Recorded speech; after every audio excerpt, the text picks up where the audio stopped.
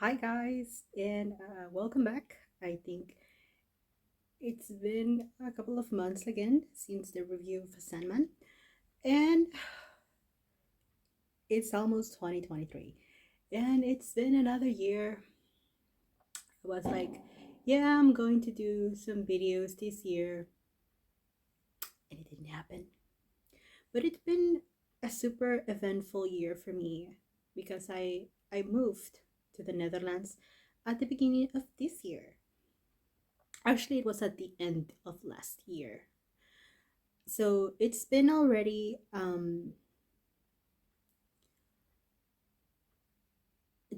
year since I've been living here, and a lot of stuff happened.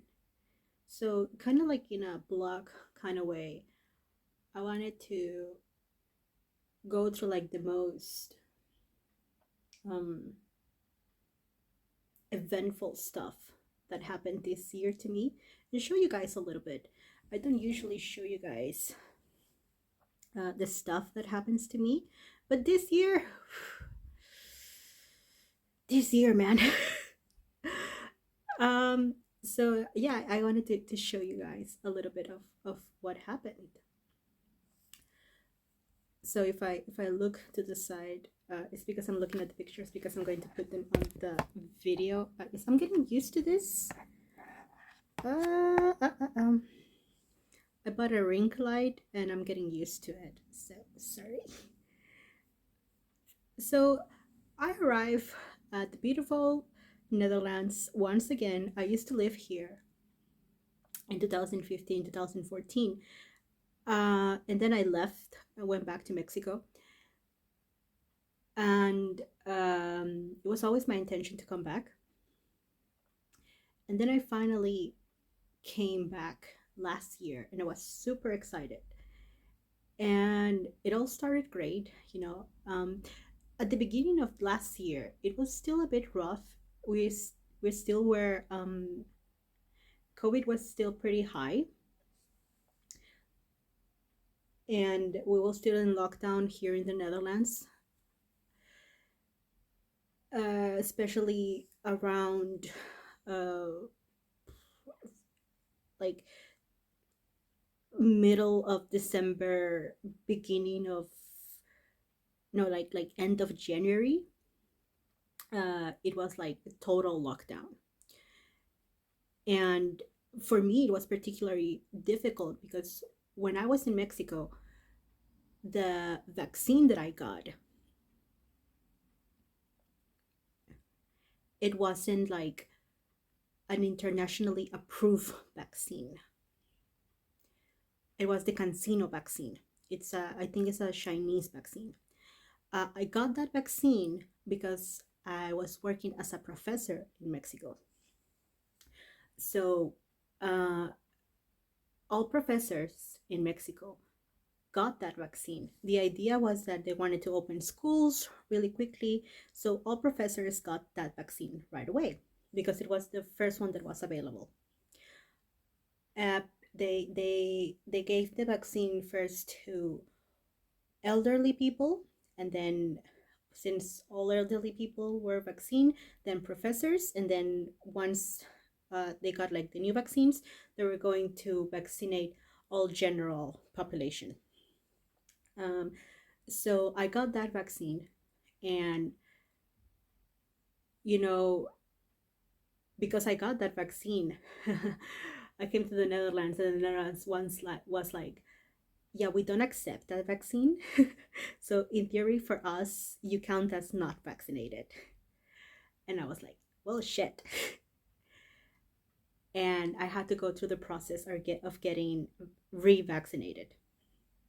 So for me, that was cool because I have like double the vaccine. I have that vaccine, and now I have like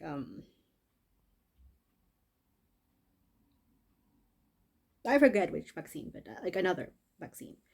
So that's good for me, and I was happy with that. But yeah, it was tough at the beginning of the year because of COVID, and then starting in January, I broke my ankle, It's the first time I ever had I want to say a life changing injury. Um, it was really, really hard because I was in denial that it happened. I was like, oh no, it's gonna go away, and my foot was like purple and huge, and I was like, oh, it's gonna go away. And I was about to start my new job, and I was horrified because I could not go to my job. I could not like get out of my house. I live in an apartment that it's in an apartment complex, that it's like has 4 floors, and I could not even like go down the stairs. And I was horrified. And I had to pretty much find a way to do that. And I still hadn't gotten my insurance fixed. It was really, really tough. And I not only that, I got my first uh, operation ever in my life, surgery, sorry, in my life. Um, they had to put like a metal plate in my foot so the bone could fix to the broken bone could fix to the leg again. So that was really scary. And that meant like months of having the cast and then rehab, and it was scary. um and it sucked very much. Then um on February I could finally celebrate my birthday with friends, and I was a bit sad. No, on February I couldn't celebrate my birthday because of the foot. I had to celebrate it in April. And I was a bit sad because it was the big 3-0. I'm finally 30. And I was sad because I had this idea of making like this huge deal about it, and I couldn't, because of COVID and because of the leg and everything, and it didn't went that way. But I did end up having like a small private party with my closest friends, and it was nice. On another things, I did had an interesting year of self discovery, and because now that we were getting out of oh, sorry, now that we were getting out of COVID, not only here in the Netherlands but I think everywhere, um, and me also not living in Mexico anymore. It was a lot of going out again, you know, living on my own again, and it was weird. Um, I don't know if it happened to other people. Um, After 2 years of maybe self isolation or stuff like that, that suddenly you were kind of getting back into however kind of new life maybe this year brought. And it was weird. I did got a lot of great experiences this year as well, because I was able to go to a couple of concerts that I never in my life thought I would be able to go. One of them was seeing My Chemical Romance here in the Netherlands. I saw them on Rotterdam, and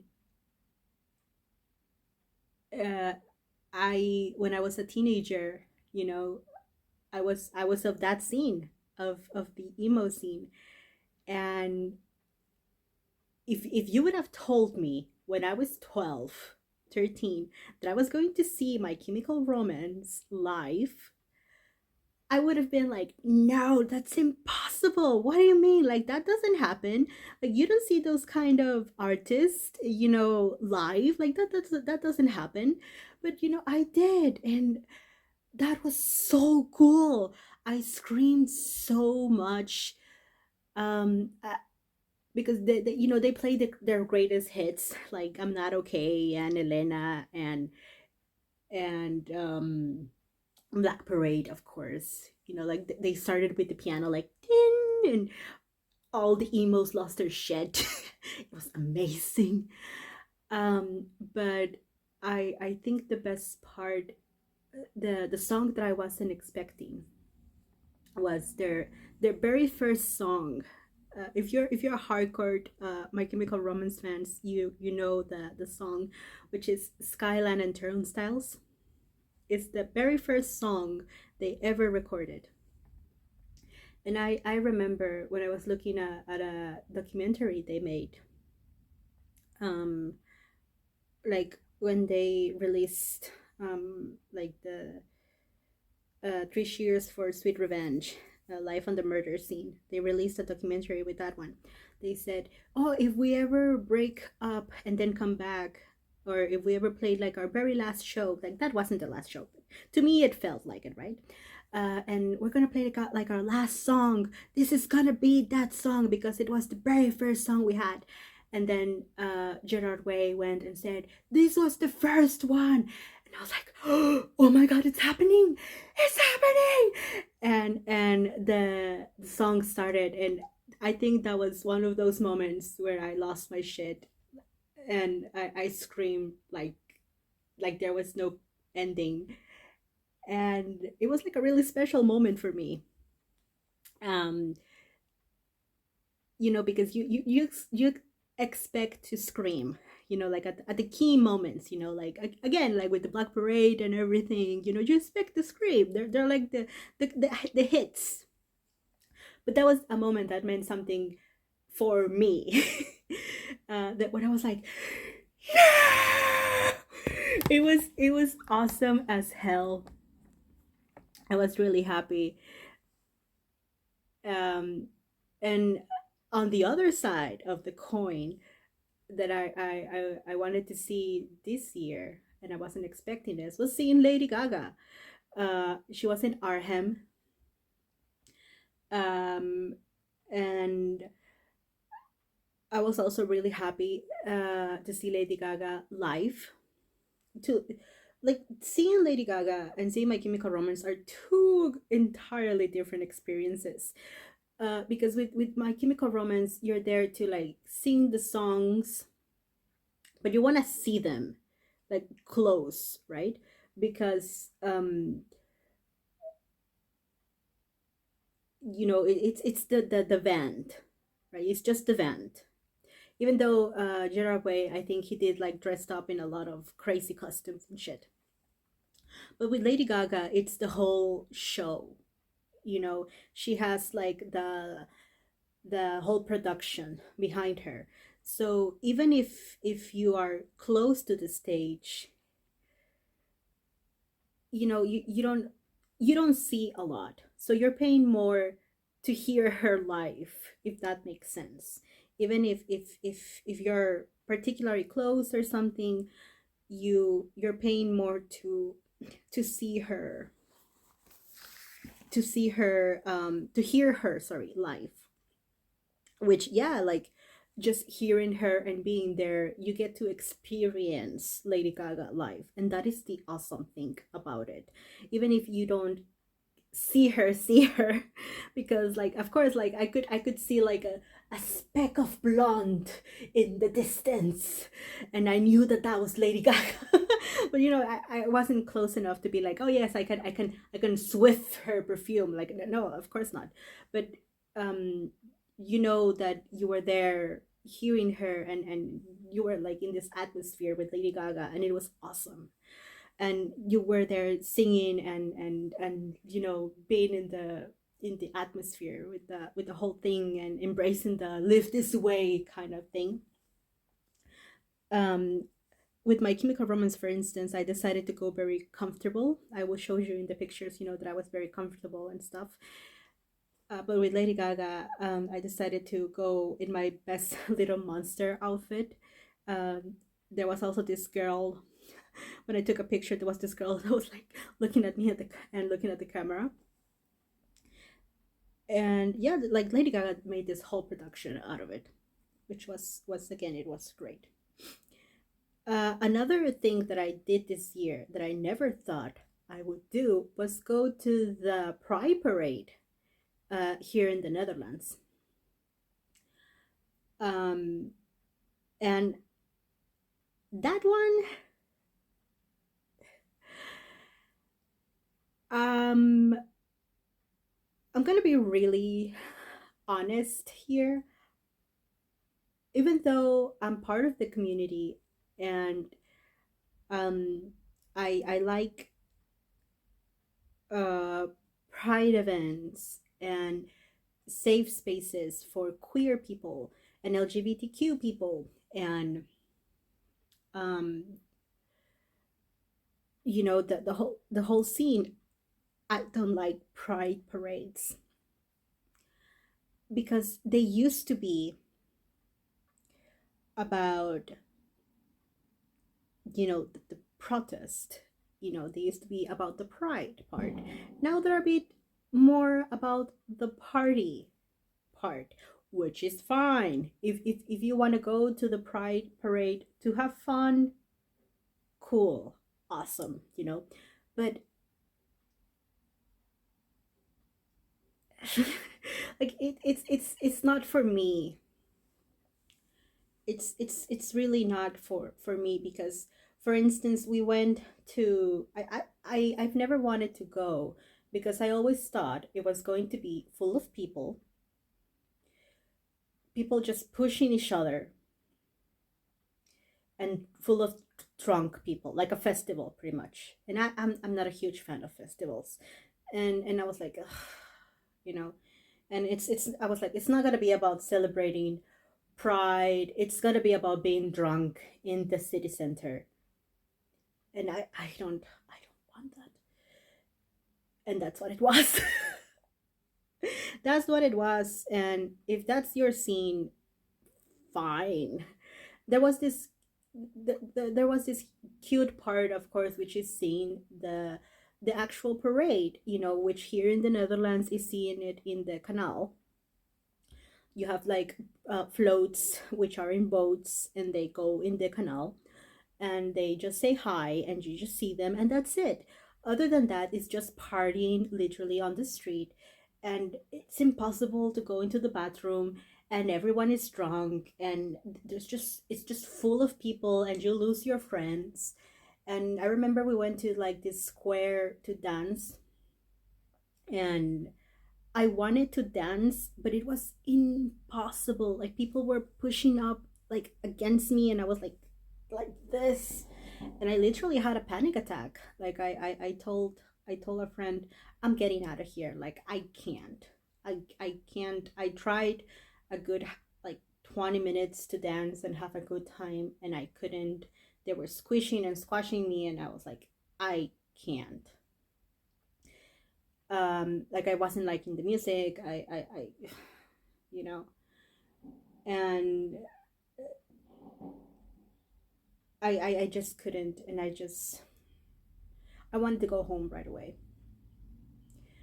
But at least I know now, instead of saying, "Oh, I don't think I'm gonna like it," I can now with like 100% say, "I don't like it. I don't like it." Um, but it's good that I got the experience out of the Pride parade. Again, it's great that we get to celebrate as LGBT people, be proud and loud out on the street. But it's really not my scene. I don't like it. Again, I did dress up for the day, which was really nice. I went with a friend, and yeah, but I don't think I will go again next year. The other thing was that I was able to go back to the sea in The Hague, in Den Haag, and I was super happy that I was able to go back to the sea. It's been oof, since 2017, so almost 5 years since I saw the sea. So I was really, really happy. The other thing that I saw this year as well was if you're hearing that it sounds like detonations, is because it's almost the 30th, and here in the Netherlands on the 31st we get to, well, I say we, but people get to uh, use fireworks. It should be it's illegal, but a lot of people don't care about it, so they just go "Ah!" and you can hear them just like these days. So yeah, there are fireworks.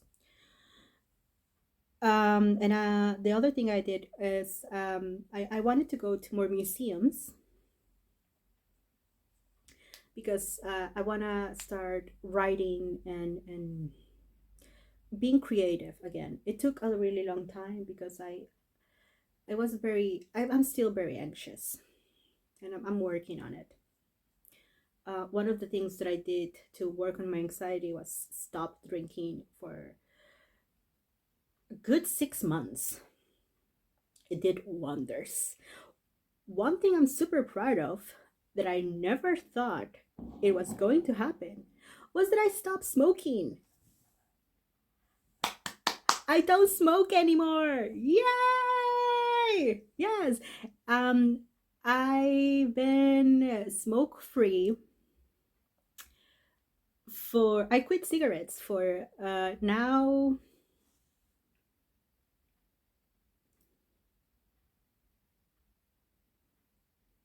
6 months. Yeah.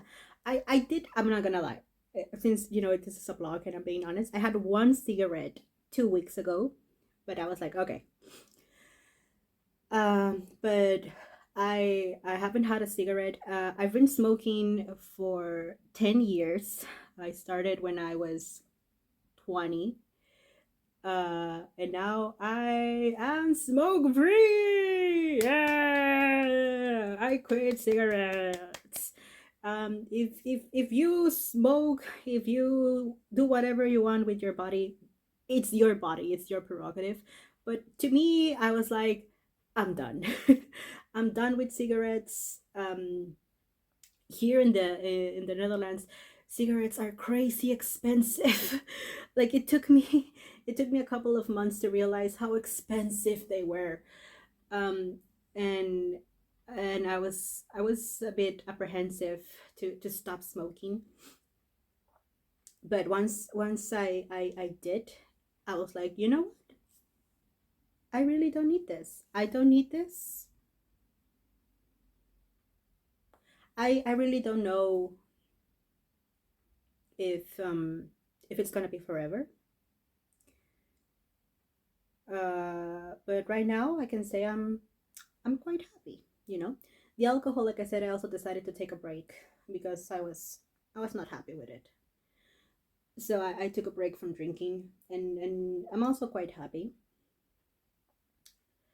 But yeah, I do wanna socially drink, I guess. I wanna be able to go out with friends and be like, hey, let's have a beer. So it's something I'm working on, but I'm glad that for these 6 months I was like, yeah, I'm not drinking. I'm really happy for that. And like I said, because I was working on my mental health, I was also like, okay, let's go out to museums and do this stuff I used to enjoy about the Netherlands, which was going to museums and exploring the city and stuff like that. Which also was a lot of going shopping, which is a bit dangerous because I shouldn't be spending a lot of money. But hmm.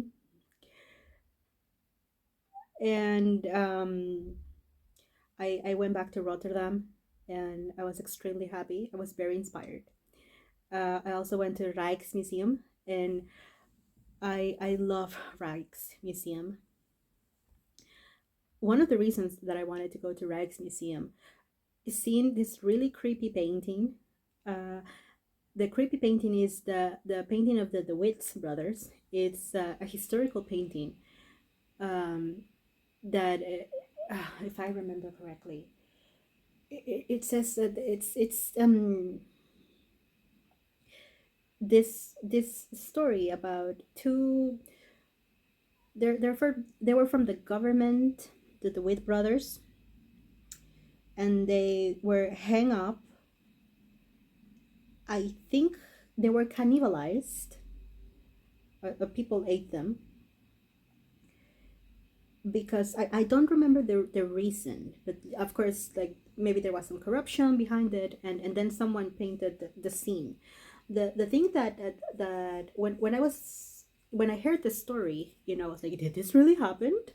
And I was looking for historical facts. I found the painting, and I found it really interesting because it's not as grotesque as it sounds, but the composition of the colors, I thought it was really interesting. And I wanted to see it live for so long, and I was so happy that I could was able to finally see it live in Rijksmuseum. And it was also really interesting to go to museums. If you've been seeing the news this year, there was this whole debacle with people throwing shit at paintings this year for global warming. I have my opinions, but this is not the video for it. And they had the night watch. They had the night watch in a Barakal is a fish bowl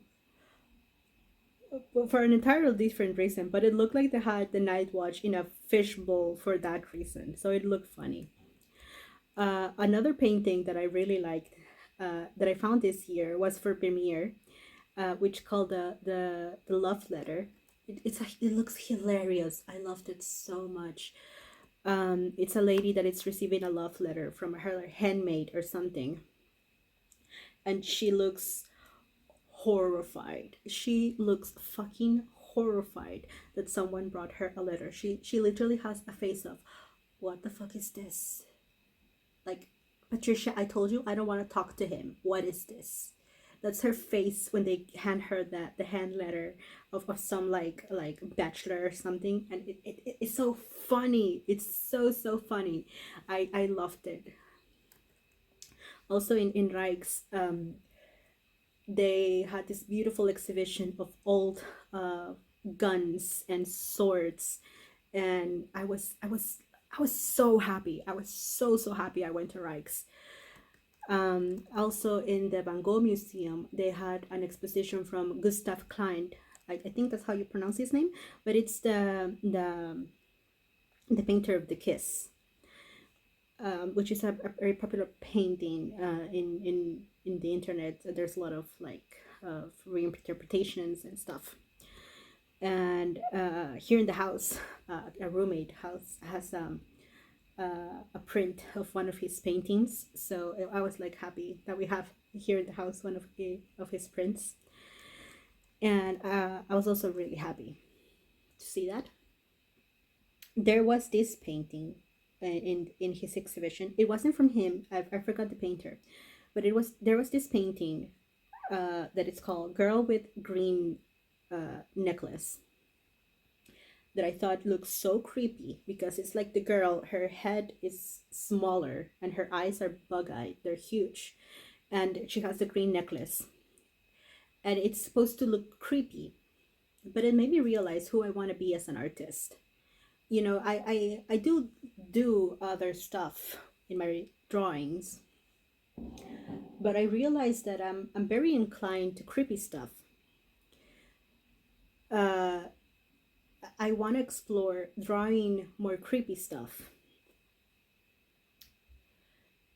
also as an expression of me being anxious and stuff. but things that are maybe uncomfortable, or things that are weird looking, because I think a huge part of who you want to be as an artist has to do with, okay, what do you want to say as an artist, right? And seeing those paintings, I was like, oh, either I want to be funny or I want to be weird. And that was like a huge discovery for me. And I also, it didn't hurt that I found this books, the comic book store, uh, that they had all the books from Junji Ito. And man, if I read Junji Ito stories this year, me and Junji Ito this year, we were like this. Um, one of the books I bought that I haven't read yet was The Adaptation of Frankenstein by Junji Ito, and also The Cat Diary. Also, I bought a lot of nice dresses. And also, you can see that I did my hair because I was bored and sick of my other hair. And I guess the other thing I did was that I didn't do it. It was more of a thing that I did with my roommates, was that we got a cat. We got a beautiful, beautiful cat. His name is Mufasa. He's very young, and he's very playful. And we've been taking care of him this whole year. I've never had a well, I lived with a cat before, but I never had a cat that I had to take care of alongside with my roommates. And he's very playful and can be very sweet and chill. So he's quite nice. So yeah, like I said, it's been a very eventful year. Um, I can definitely see how I changed throughout the years. It's been weird, and I hope next year it's even more weird. If anything, I hope to be more creative, and I hope to do more stuff.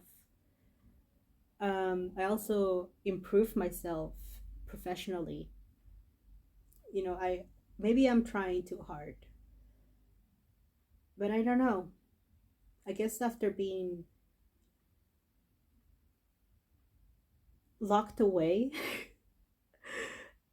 because of COVID for 2 years, I just want to do stuff now. I just want to do stuff and try and do stuff and look around and stuff. So yeah, I guess that's why I'm like so jumpy right now. So that was my year here in Amsterdam. I hope your year was also eventful. If it was eventful in a bad way, I hope that 2023 can bring some healing and some happiness. If it was eventful in a good way, I hope that I forgot that that streak of good luck continues into 2023. Um, and I'm not gonna say I'm gonna promise making more videos, but I would definitely say my ideal is to be more creative one way or another, either drawing, writing, or making videos. And yeah,